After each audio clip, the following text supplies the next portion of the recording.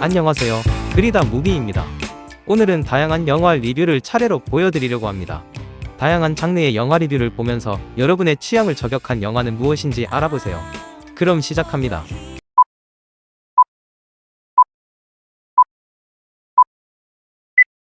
먼저 보실 영화는 양자경이 출연한 에브리싱 에브리웨어 올 앳 온스입니다.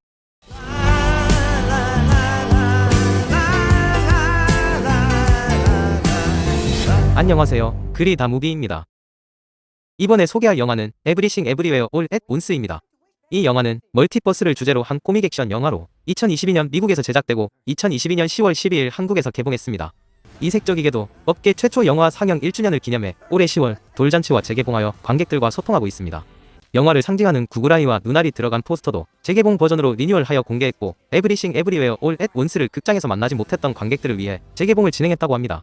감독은 다니엘 콴과 다니엘 쉐이너트로, 주연은 샹치와 텐 링즈의 전설의 양자경, 미드 마블러브 미스 메이슬의 스테파니 수, 정의건 장백지의 도시네키, 호이 콴, 할로윈의 제이미 리 커티스 등이 맡았습니다. 영화의 줄거리는 다음과 같습니다. 코인 세탁소를 운영하는 중국계 미국인 에블린 왕은 갑갑한 현실에 힘들어합니다. 엄격한 국세청 세무감사에 시달린 것도 모자라 얼마 전 미국으로 온 나이 든 아버지 공공, 이혼을 결심한 남편 웨이먼드와 여자친구 베키를 사귀고 있는 딸 조이 등 에블린이 웨이먼드, 공공과 함께 국세청 조사관 디어드리를 면담하러 간 어느 날, 각각의 선택으로 생긴 평행 우주의 하나인 알파 버스에서 온 알파 웨이먼드가 웨이먼드의 신체에 접속합니다.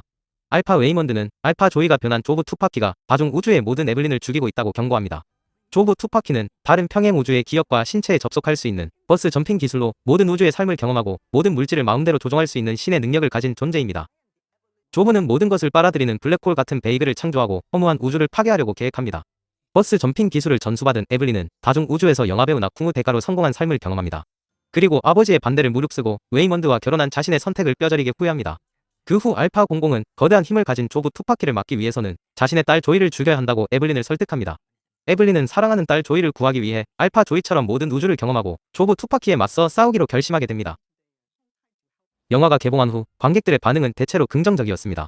영화는 상상력이 풍부한 스토리텔링과 생각을 자극하는 주제로 크레딧이 올라간 후에도 오랫동안 관객의 공감을 불러일으킬 영화라고 평가됩니다.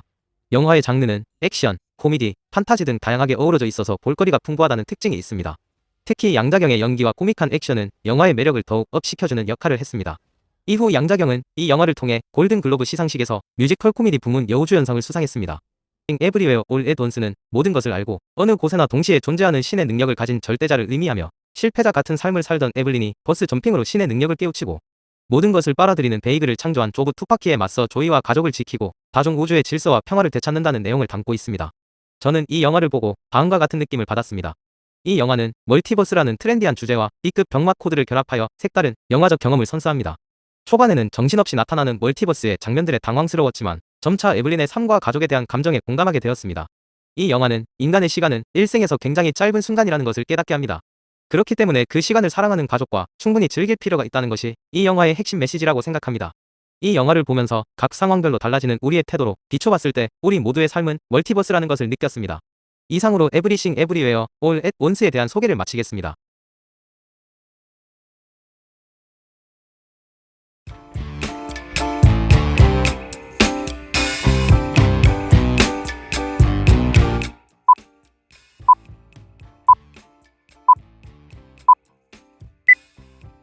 다음 영화는 헝거게임의 프리퀄 헝거게임 노래하는 새와 뱀의 발라드입니다.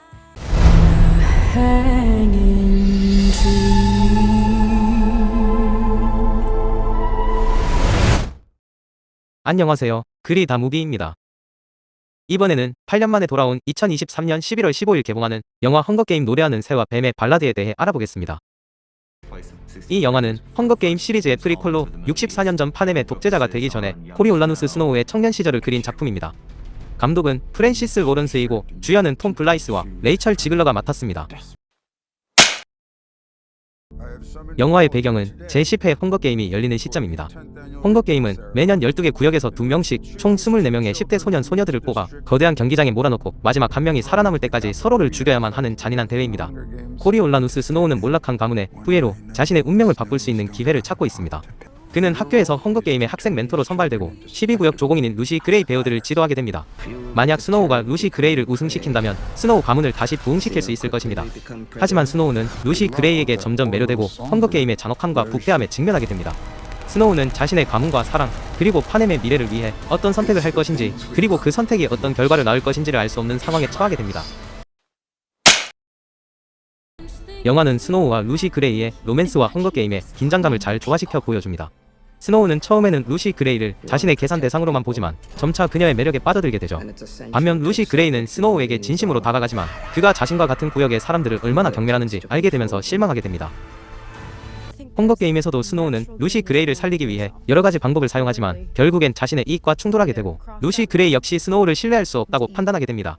영화의 마지막에서는 스노우와 루시 그레이가 서로를 배신하고 결국 각자 다른 길로 흩어지는 모습을 보여줍니다. 스노우는 파넴의 대통령이 되고 루시 그레이는 쓸쓸히 사라지게 됩니다. 주인공 코리올라누스 스노우 역을 맡은 톰 블라이스는 영국 출신의 배우로 2021년 영화 베네딕션, 2022년 드라마 빌리 더 키드에서 열연한 배우입니다. 루시 그레이 베어드 역을 맡은 레이첼 지글러는 미국 출신의 배우로 웨스트 사이드 스토리에서 마리아 역으로 주목받았습니다. 이번 영화에서는 12구역 조공인으로서 가창력과 생기 넘치는 매력을 발산하며 스노우와 로맨스를 펼쳤습니다. 그 외에도 비올라 데이비스, 피터 딩클리지, 제이슨 슈워츠먼 등 유명한 배우들이 조연으로 출연하여 영화의 완성도를 높였습니다. 비올라 데이비스는 10회 헝거게임의 게임 메이커인 볼룸리아 꼴 역을, 피터 딩클리지는 헝거게임의 창시자인 딘 카스카 하이바텀 역을, 제이슨 슈워츠먼은 스노우의 친구인 루크리셔스 플리커먼 역을 연기했습니다. 영화 헝거게임 노래하는 새와 뱀의 발라드는 헝거게임 시리즈의 팬들에게 새로운 시각과 감동을 선사하는 작품입니다. 특히 이 영화에서 주목할 만한 것은 스노우와 루시 그레이의 관계입니다. 스노우는 우리가 알고 있는 대통령 스노우와는 다른 모습을 보여줍니다. 그는 아직 어린 청년으로서 사랑과 우정, 책임과 선택에 대해 고민하고 흔들리는 모습을 보여줍니다. 루시 그레이는 스노우에게 영향을 주는 인물로서 그녀의 노래와 매력으로 스노우의 마음을 움직입니다. 이들의 관계는 헝거게임이라는 잔혹한 상황 속에서도 희망과 따뜻함을 전달합니다. 하지만 이들의 관계는 결코 쉽지 않습니다. 영화의 마지막은 스노우와 루시 그레이의 운명에 대해 궁금증과 아쉬움을 남깁니다. 이 영화는 또한 파넴의 역사와 사회에 대해 깊이 있게 다룹니다. 이 영화에서는 파넴의 전쟁과 정치, 문화, 종교 등에 대해 자세히 설명하고 각 구역의 특성과 분위기를 잘 표현합니다. 이 영화를 통해 파넴이 어떻게 형성되고 변화되었는지를 알 수 있습니다. 또한 이 영화에서는 헝거게임의 기원과 발전에 대해 보여줍니다. 이 영화에서는 헝거게임이 아직 완성되지 않은 상태로 게임의 규칙과 방식이 자주 바뀌고 게임 메이커들의 갈등과 음모가 드러납니다. 이 영화를 통해 헝거게임이 어떻게 파넴의 최고의 엔터테인먼트가 되었는지를 알 수 있습니다. 영화 헝거게임 노래하는 새와 뱀의 발라드는 헝거게임 시리즈의 팬들은 물론 새로운 관객들도 즐길 수 있는 영화입니다. 이 영화는 판타지와 액션, 로맨스와 드라마 등 다양한 요소를 가지고 있으며 스노우와 루시 그레이의 이야기를 중심으로 파넴의 세계관을 잘 풀어냅니다. 헝거게임의 초창기의 모습과 잔혹함이 다시금 묘사되어 헝거게임의 초창기 영상미를 보고 싶으신 분들은 만족하실 거라 생각합니다.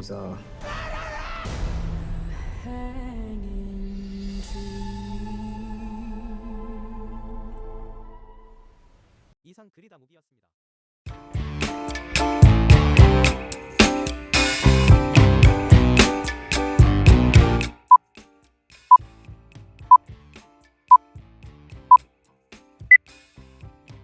다음 영화는 조커입니다.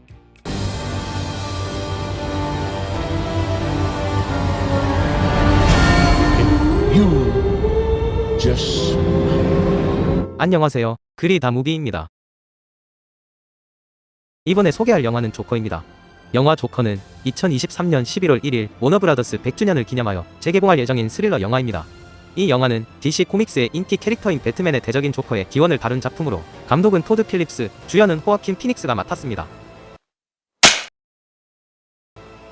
토드 필립스는 행오버 시리즈, 듀 데이트, 워 독스 등의 코미디 영화로 유명한 감독입니다. 그러나 이번 영화에서는 코미디 요소보다는 심각하고 어두운 분위기를 연출하였습니다. 필립스는 이 영화를 만들기 위해 DC 코믹스의 원작을 참고하기보다는 1970에서 80년대의 마틴 스콜세지 감독의 작품들의 영감을 받았다고 밝혔습니다. 특히 코미디의 왕, 택시 드라이버 등의 영화가 이 영화에 큰 영향을 미쳤습니다. 호아킨 피닉스는 글래디에이터, 앙코르, 헐, 호텔 루안다 등 다양한 장르의 영화에서 연기력을 인정받은 배우입니다. 피닉스는 조커 역을 맡기 위해 23kg을 감량하고 복잡하고 광적인 캐릭터를 연기하기 위해 정신적으로도 많은 고민을 했다고 합니다. 피닉스의 연기는 베니스 영화제에서 최고상인 황금 사자상을 수상하는 등 전 세계적으로 큰 호응을 얻었습니다.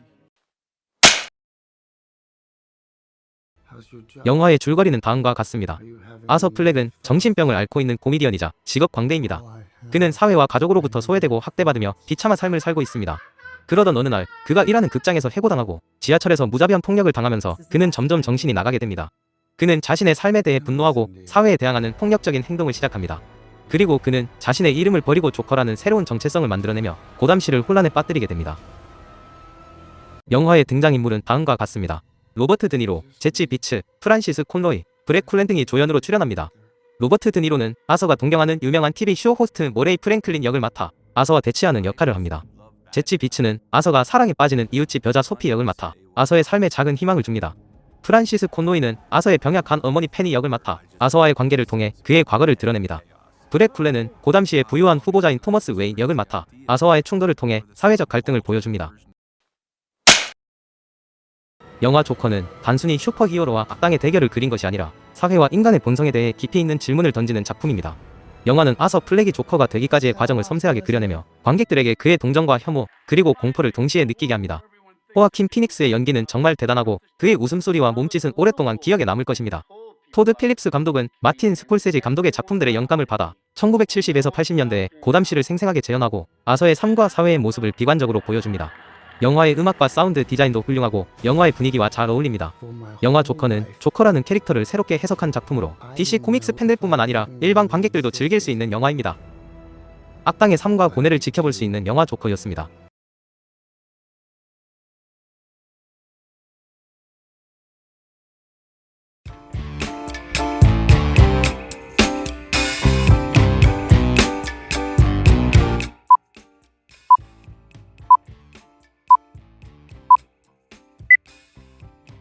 다음 영화는 음악 킬링 영화 키리의 노래입니다.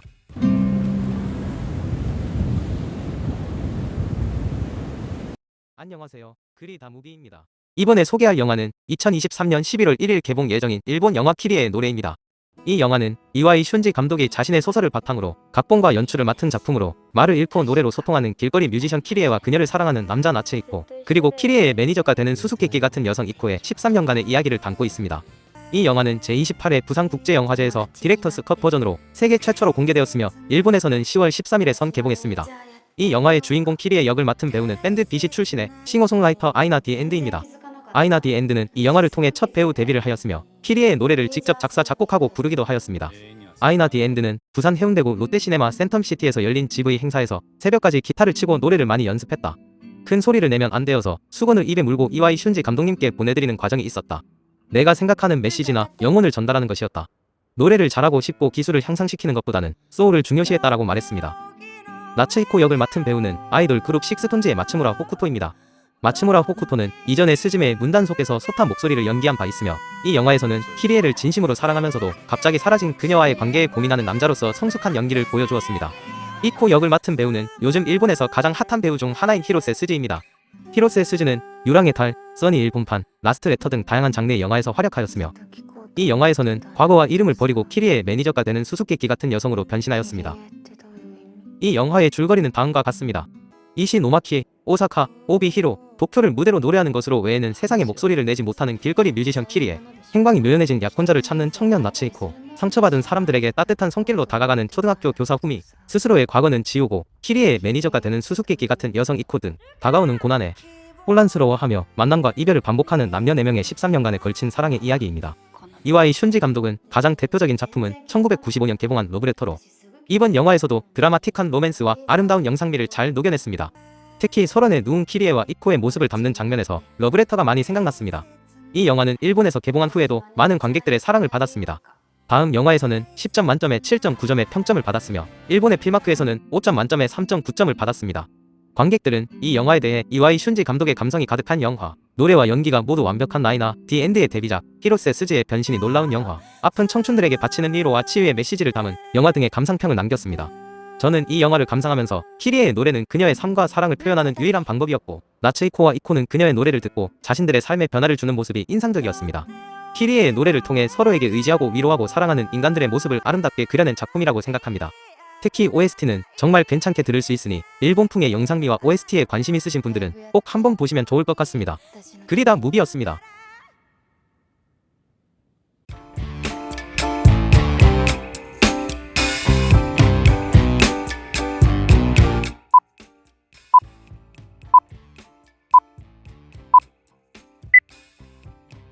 다음 영화는 현빈, 탕웨이 주연의 만추입니다.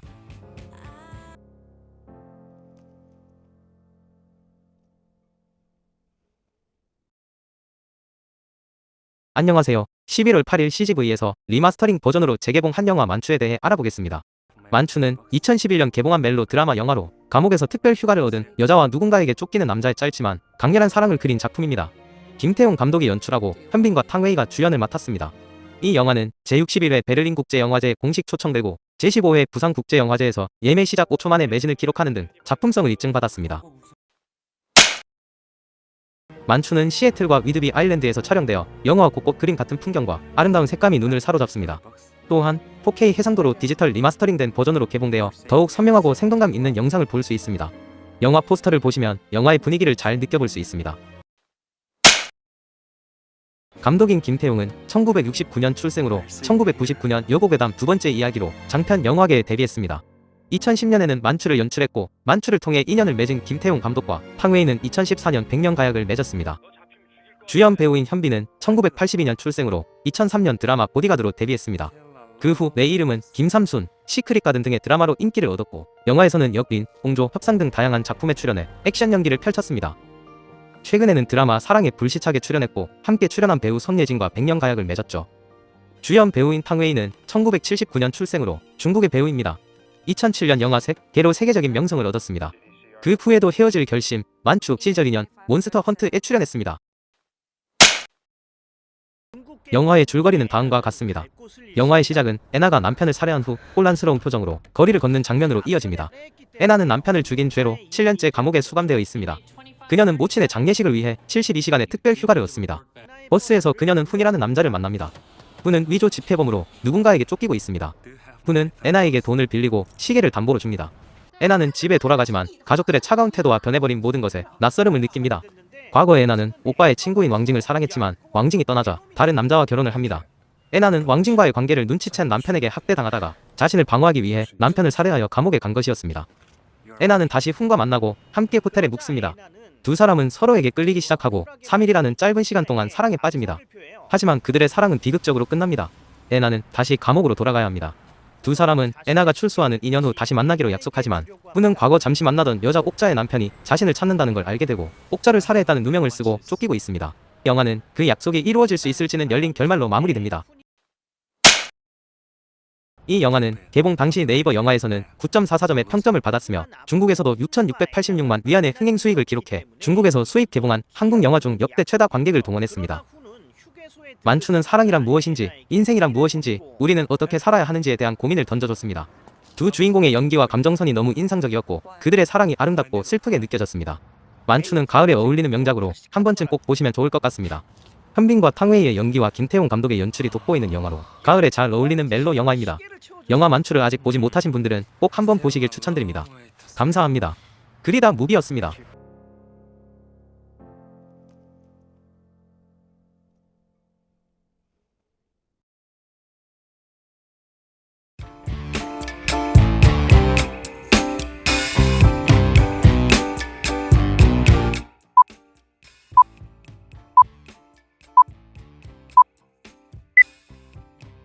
다음 영화는 주용발 주연의 원모어 찬스입니다.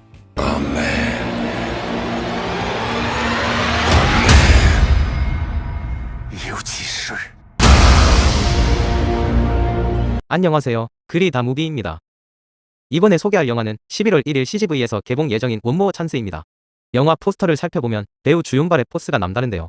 홍콩 영화계의 전설적인 배우 주용발이 5년 만에 스크린에 컴백한 작품으로 유쾌하고 감동적인 영화입니다. 광휘는 미용실을 운영하면서도 빚에 허덕이고 카지노에 출근 도장을 찍습니다.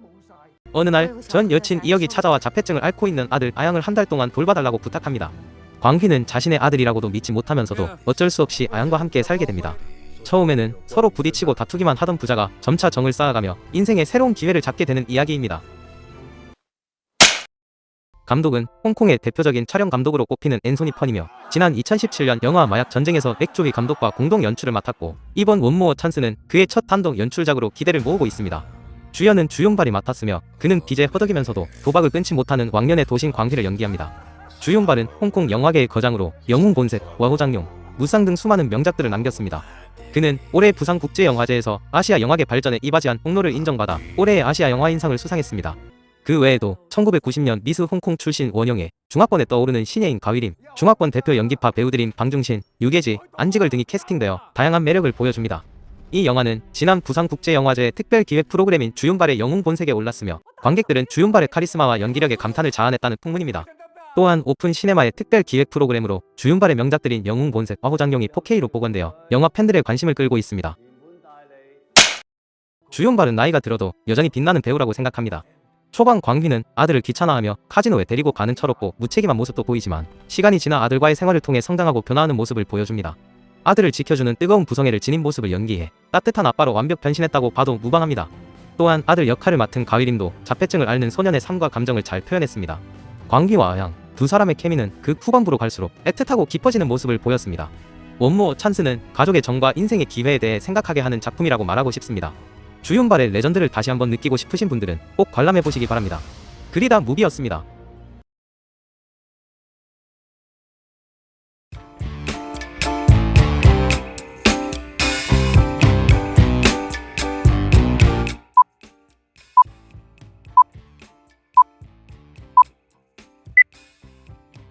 다음 영화는 공포영화 톡투미입니다.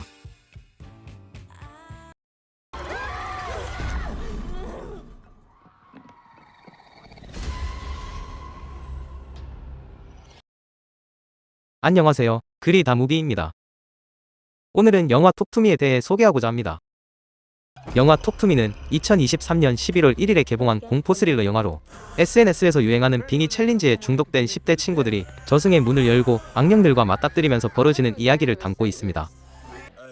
영화 톡투미는 27회 판타지아 국제영화제에서 최우수 각본상과 최우수 감독상을 수상한 작품으로 오스트레일리아의 초자연 공포를 소재로 한 작품입니다.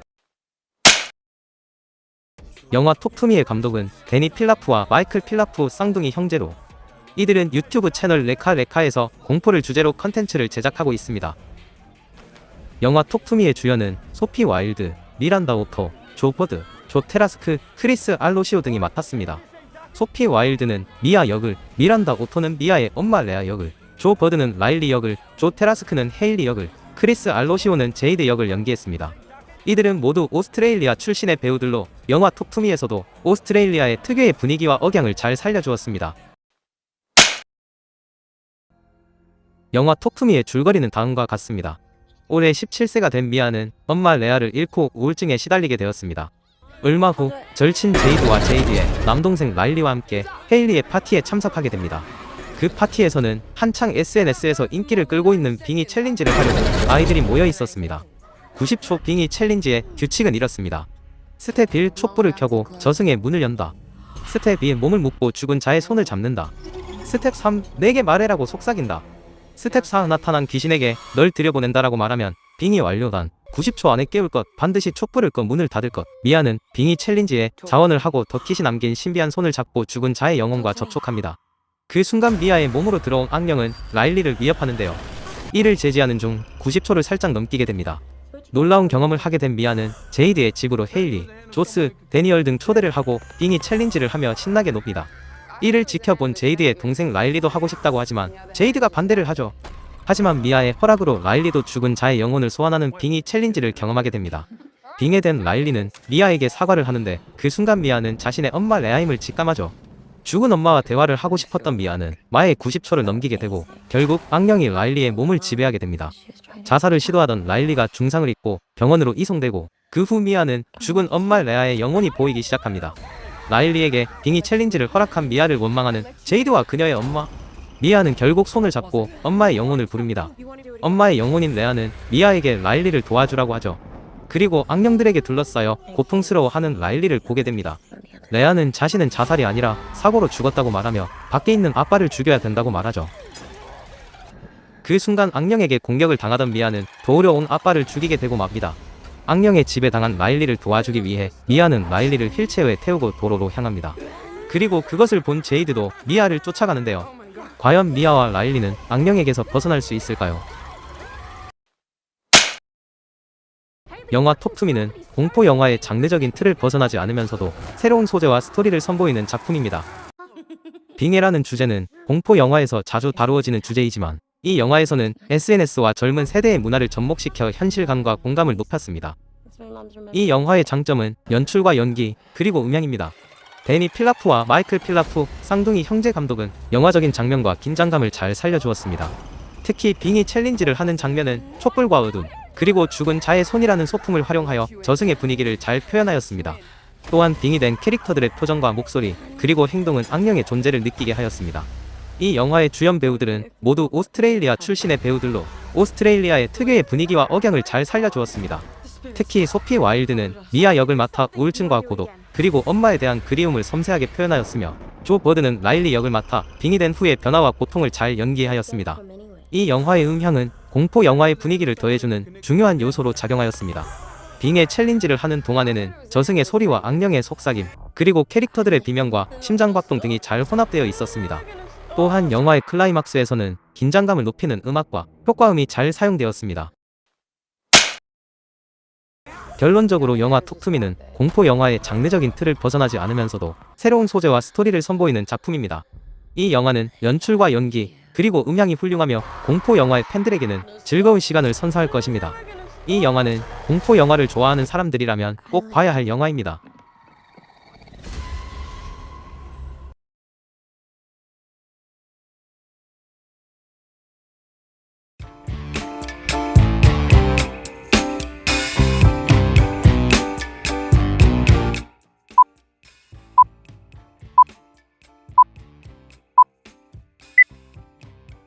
다음은 유승호 주연의 웨이브 시리즈 드라마 거래입니다. 제가 볼 때 이놈들은 결코 만만치 않은 놈들입니다. 안녕하세요. 그리다무비입니다. 이번 영상에서는 웨이브 오리지널 드라마 거래를 소개해드리려고 합니다. 거래는 우발적으로 친구를 납치한 두 청년의 100억 납치 스릴러로 제28회 부산국제영화제 온스크린 부문에 초청된 작품입니다. 감독은 영화 나사웃으로 전주국제영화제 상관왕을 차지한 이정공 감독이고 주연은 유승호, 김동휘, 유수빈 배우가 맡았습니다. 이 작품은 친구가 친구를 납치한다는 자극적인 소재와 새 친구의 흔들리는 우정을 그려내면서 관객의 긴장감과 공감을 자아내는 듯 했습니다. 자, 그럼 지금부터 거래의 줄거리와 장면을 살펴보겠습니다. 거래의 주인공은 고교 시절 축구 유망주였지만 입대 전에 벌린 사체로 인해 범죄를 저지르게 되는 방황하는 청년 이준성과 커닝을 했다는 이유로 퇴학당할 위기에 놓인 의대생 송재효입니다. 영화 거래에서 두 사람은 오랜만에 만난 고교 동창 박민우를 우발적으로 납치하게 되고 박민우는 부잣집 외아들로서 100억의 몸값이 붙습니다. 두 친구는 그를 인질로 잡고 돈을 요구합니다. 하지만 박민우는 끊임없이 변수를 던지며 탈출에 시도하고 그 과정에서 두 친구도 각기 다른 생각과 감정에 흔들리게 됩니다. 그러면서 새 친구의 우정은 점점 망가져가고 범죄의 규모와 위험성은 커져갑니다. 유승호 배우는 아역 배우로 시작해 어엿한 성인 연기자로 자리매김해 집으로, 블라인드, 봉이 김선달, 특송 등 활발하게 활동해왔습니다. 김동휘 배우는 드라마 비밀의 숲, 미싱그들이 있었다에 최근 최민식 배우와 함께 한 영화 이상한 나라의 수학자에서 열연을 펼친 바 있죠. 유수빈 배우는 드라마 리갈 하이, 오늘의 탐정, EP 시즌2 등에서 두각을 보였습니다. 이번 영화를 선택한 이유에 대해서는 일반적인 납치극과는 다른 느낌이 신선했고 친구가 친구를 납치하는 것뿐만 아니라 각기 다른 생각을 하며 부딪히는 부분이 재밌었다며 시나리오가 신선해서 해당 작품을 선택했다고 밝혔습니다. 거래에서 가장 인상적인 장면은 첫 회에서 보여지는 납치 장면입니다. 준성과 재효는 박민우를 차 안에 끌어넣고 도망치려고 하는데 그 과정에서 한 명의 목격자가 나타납니다. 목격자는 경찰 준비생인 수환으로 준성과 재효의 얼굴을 확실히 본 상태입니다. 수환은 경찰에 신고를 하려고 하지만 준성과 재효는 그녀를 따라가서 막으려고 합니다. 이 장면은 세 사람의 운명을 바꿔놓는 중요한 순간이자 납치극의 시작점입니다. 감독은 이 장면을 통해 관객에게 긴장감과 호기심을 유발하면서 이후에 벌어질 일들에 대한 예고를 해줍니다. 이정공 감독은 한 매체와의 인터뷰에서 영화를 제작한 계기에 대해 납치와 인질, 돈이라는 소재가 엮여있지만 더 중요한 것은 친구들 간의 관계였다. 과연 이 친구들은 어쩌다가 이렇게 되었을까를 생각했다. 거듭할수록 친구들의 관계가 변한다. 단순히 납치, 범죄물보다는 관계성 있는 이야기가 드라마로 만들어지지 않을까 생각했다라고 말했습니다. 즉, 납치라는 상황이 주어졌을 때 새 친구가 어떤 생각을 가지고 어떻게 행동하고 서로에 대해서 어떻게 생각하는지에 대한 관점을 중점적으로 영화를 바라보고 제작했다는 것으로 해석됩니다. 거래는 웨이브에서 독점 스트리밍하는 작품으로 총 8부작으로 구성되어 있습니다. 이 작품은 친구들 간의 관계와 인간의 욕망을 탐구하면서 범죄 스릴러의 재미를 더해주는 작품입니다. 관심 있는 분들은 웨이브에서 거래를 시청해보시면 좋을 것 같습니다.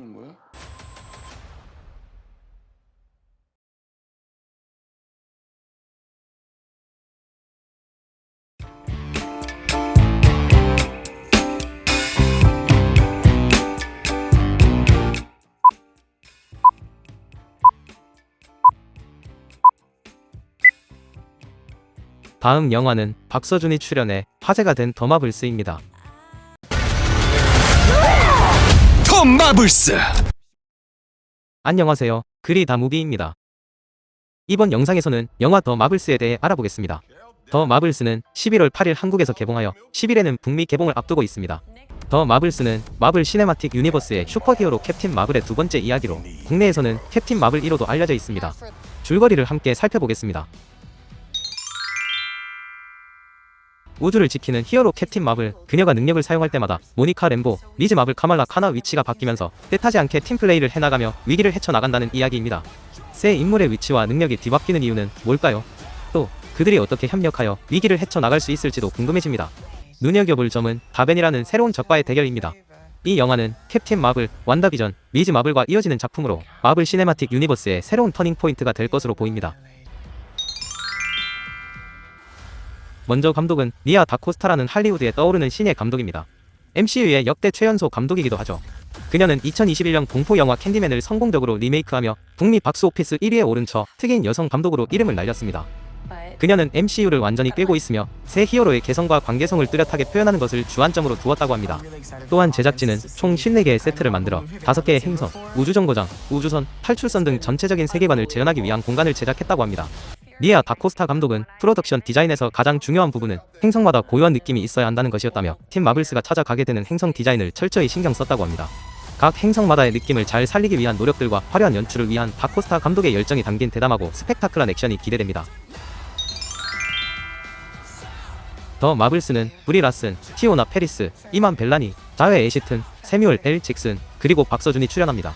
브리 라슨은 캡틴 마블 역을 맡았으며 그녀는 2019년 영화 캡틴 마블에서 최강 히어로로 자리매김했습니다. 티오나 페리스는 모니카 램보 역을 맡았으며 그녀는 완다비전에서 새로운 능력을 발현하며 눈도장을 찍었습니다. 이만 벨라니는 카말라 칸 역을 맡았으며 그녀는 미즈 마블에서 10대 히어로의 도약을 보여줬습니다.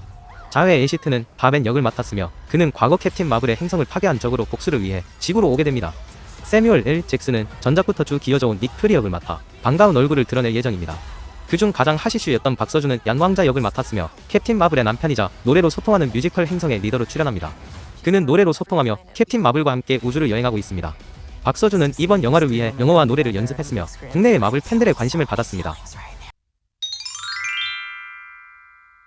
흥미로운 시놉시스에도 불구하고 팬들의 반응은 다소 부정적입니다. 티저 예고편이 공개되었을 때는 부정적인 평가가 많았고 싫어요 개수가 좋아요 개수보다 많았으며 글로벌 팬들 사이에서도 보이콧 이야기가 나오곤 했습니다만 이는 마블의 정치성과 다양성을 강조하는 방향에 대한 반발이라고 해석됩니다. 더 마블스가 실제 개봉한다면 어떤 반응을 얻을지는 아직 미지수입니다. 개인적으로 더 마블스는 엔드게임 이후로 시들했던 마블의 새로운 시대를 열어줄 수 있는 작품이라고 생각합니다.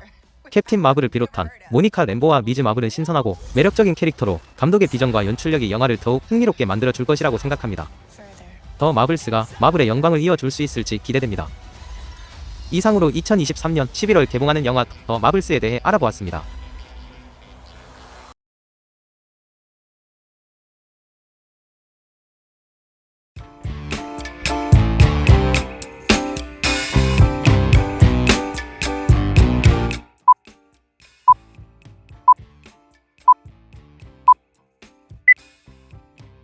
다음 영화는 미스테리 영화 독친입니다.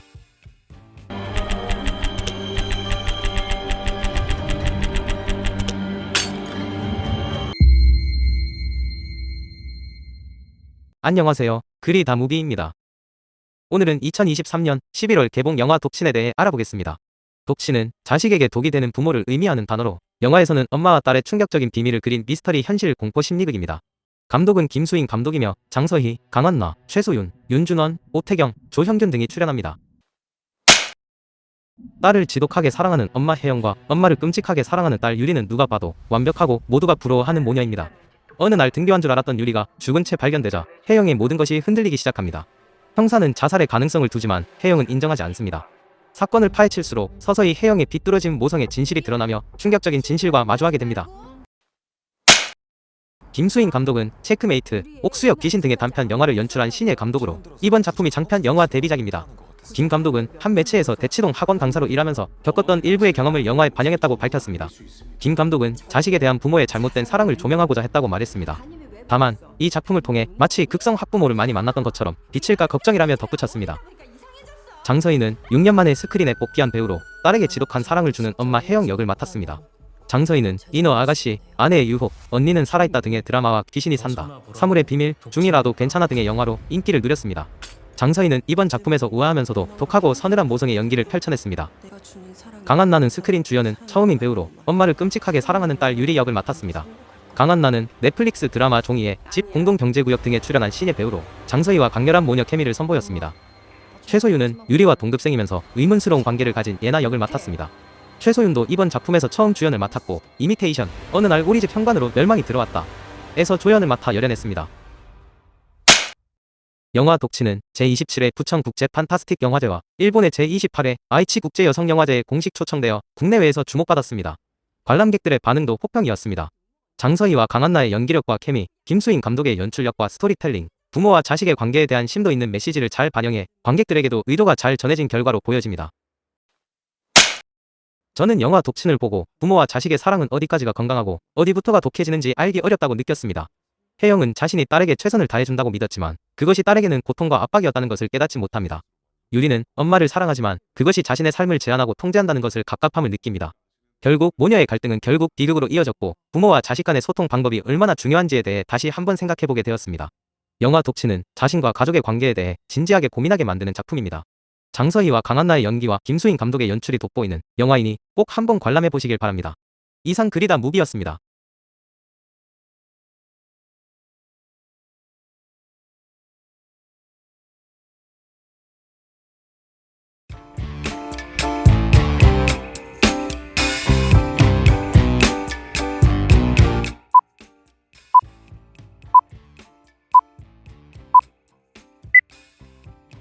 다음은 이번 가을에 개봉하는 로맨스 영화 2편, 너를 부르는 시간과 싱글 인 서울 비교 리뷰입니다.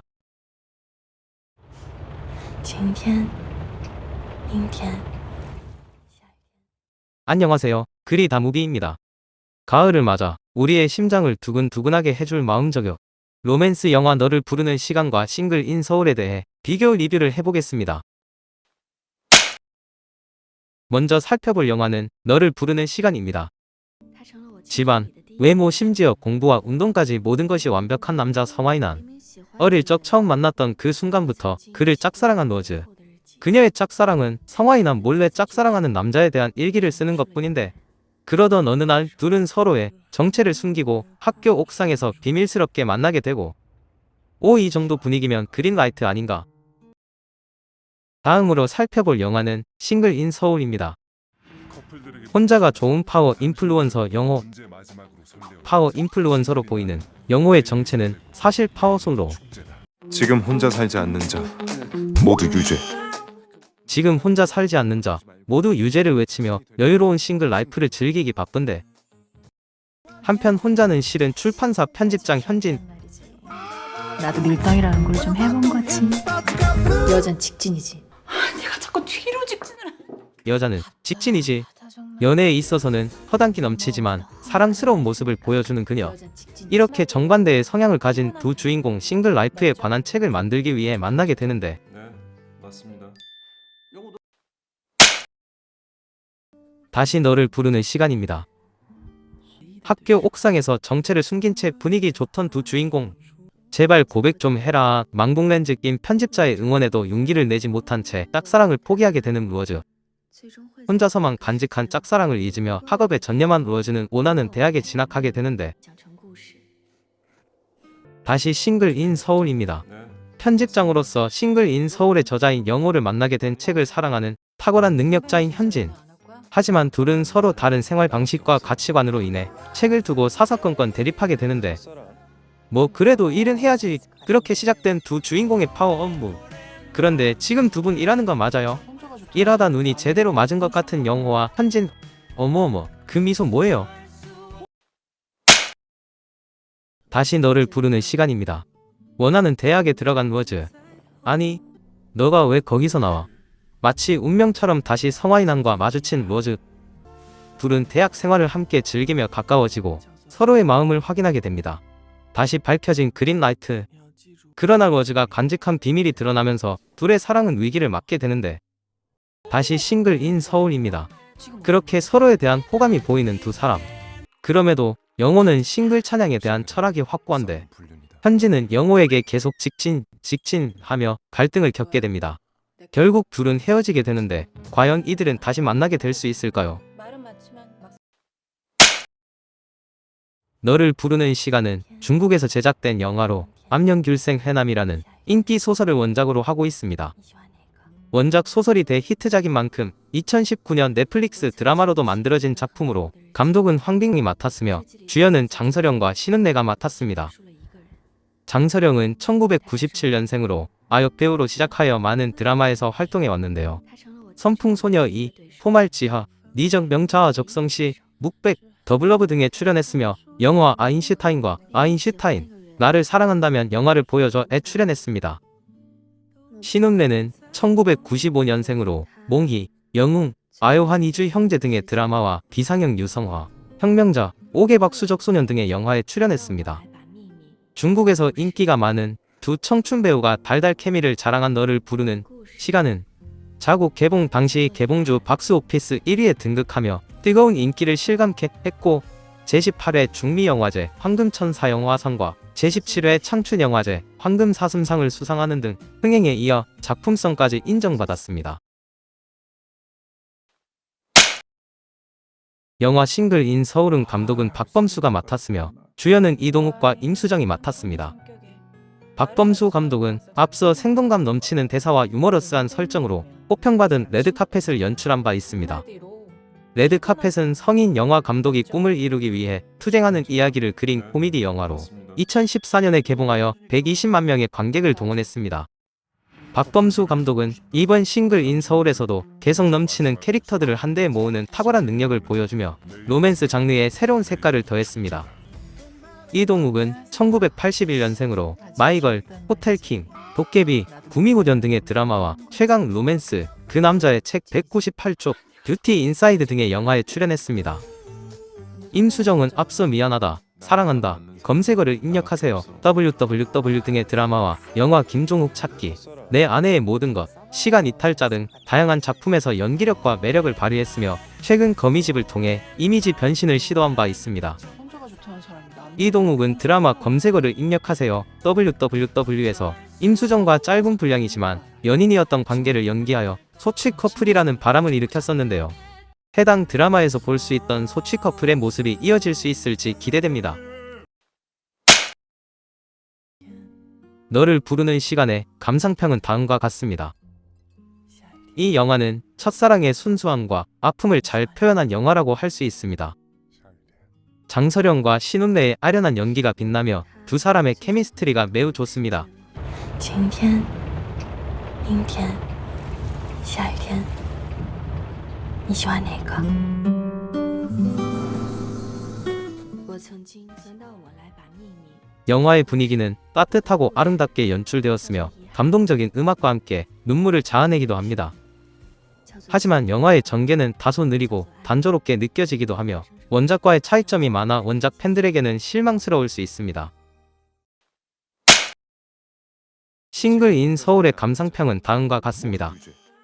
이 영화는 현실적이고 공감 가는 로맨스를 재미있게 풀어낸 영화라고 할 수 있습니다. 믿고 보는 두 배우 이동욱과 임수정의 연기가 훌륭하며 두 사람의 케미스트리가 매우 잘 맞습니다.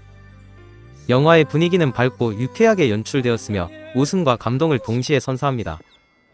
또한 다양한 싱글 캐릭터들의 모습을 통해 싱글 라이프의 다양한 면모를 보여주기도 합니다. 가을 두근거리는 심장을 저격할 두 영화, 너를 부르는 시간과 싱글 인 서울 두 영화는 모두 로맨스 장르의 영화이지만 각각의 특색과 매력이 있습니다.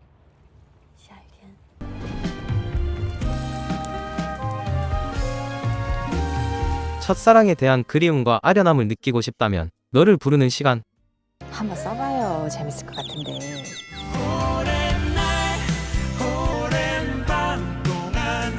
혼자가 좋다는 사람이 남일을 왜 이렇게 관심 많아요? 싱글 라이프에 대한 공감과 함께 차가운 싱글의 마음에 따뜻함을 더하고 싶다면 싱글 인 서울. 당신의 마음을 저격한 로맨스 영화는 어떤 작품인가요? 이상 너를 부르는 시간과 싱글 인 서울 리뷰였습니다.